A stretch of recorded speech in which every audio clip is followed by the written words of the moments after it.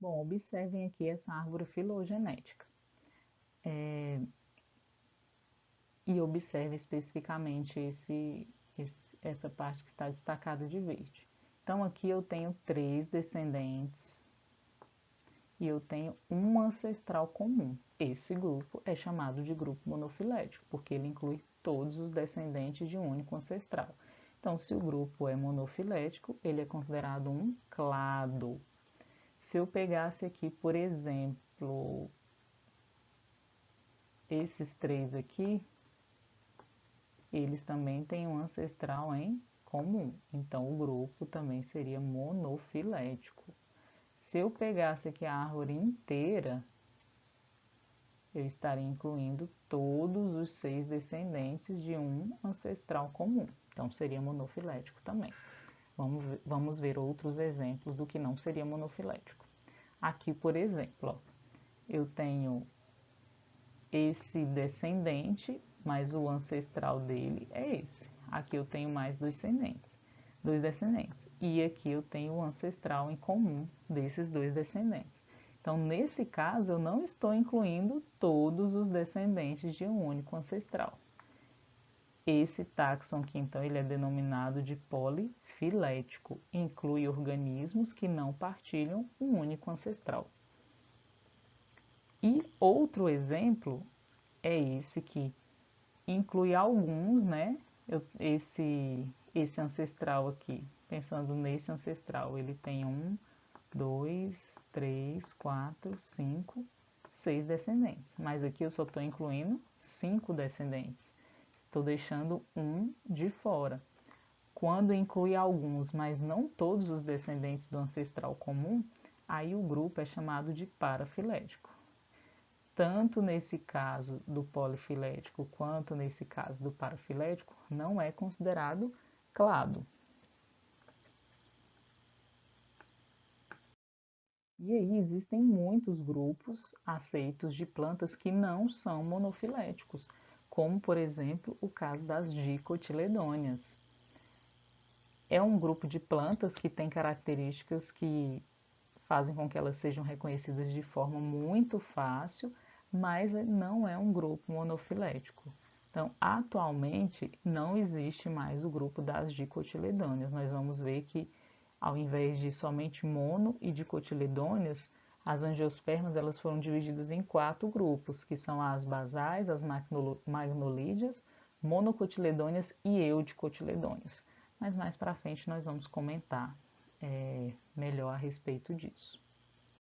A principal característica da cladística é a utilização de caracteres apomórficos nas suas análises.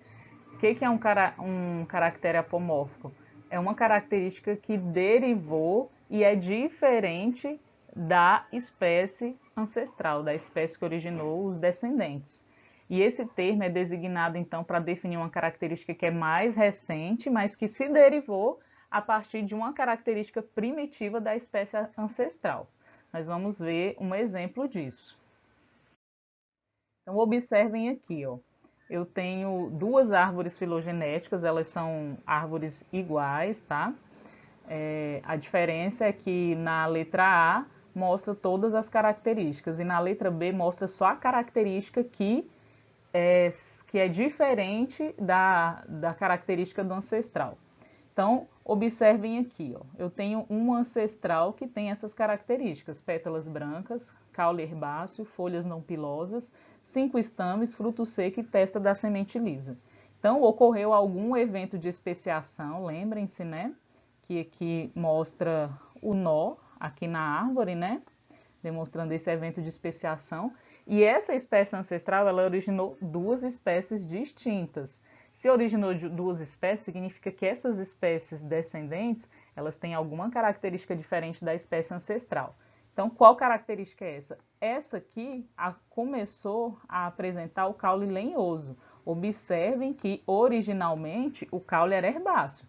Então, aqui eu tenho uma espécie nova. Desse lado aqui eu tenho uma espécie de pétalas vermelhas. Observem que na espécie ancestral as pétalas eram brancas. Então, somente uma característica se modificou, mas essa característica se derivou da espécie ancestral, caule herbáceo, caule lenhoso, pétalas brancas, pétalas vermelhas.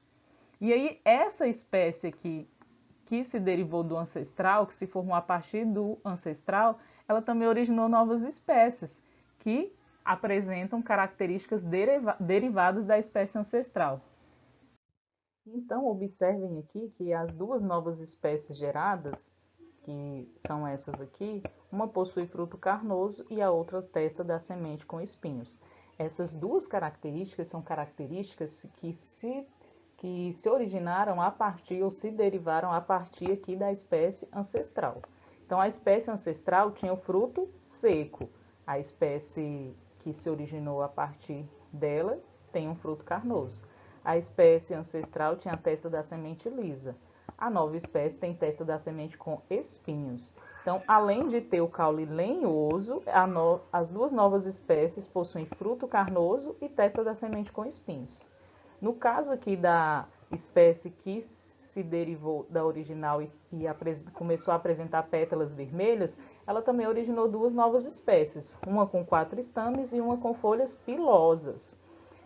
E observem então que a espécie ancestral apresentava 5 estames e apresentava folhas não pilosas, mas são características que se derivaram a partir da espécie ancestral. Então, como as espécies descendentes, elas possuem características diferentes das espécies originais, elas são consideradas novas espécies.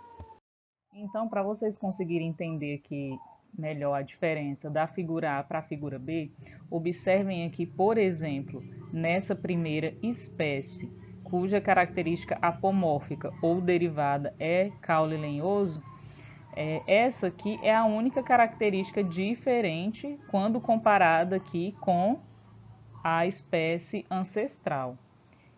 E nas outras duas espécies que essa nova espécie originou, observem que a característica caule lenhoso ela permanece, como vocês podem observar aqui, e a característica nova é a questão do fruto carnoso.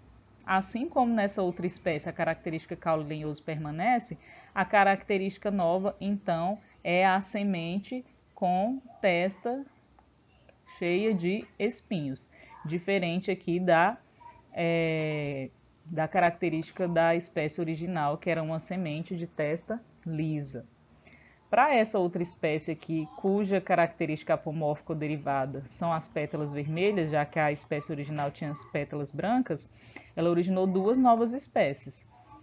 Uma das espécies apresentando 4 estames, a original tinha 5, e outra espécie apresentando folhas pilosas, né? A original tinha folhas não pilosas. Então, todas as características são apresentadas aqui, ó. Então, essa é a única diferença entre essas duas imagens. E é importante comentar que essas características apomórficas, elas não surgem a cada vez que a planta se propaga, cada vez que ela gera descendentes. Lembrem-se que o processo evolutivo é um processo muito lento.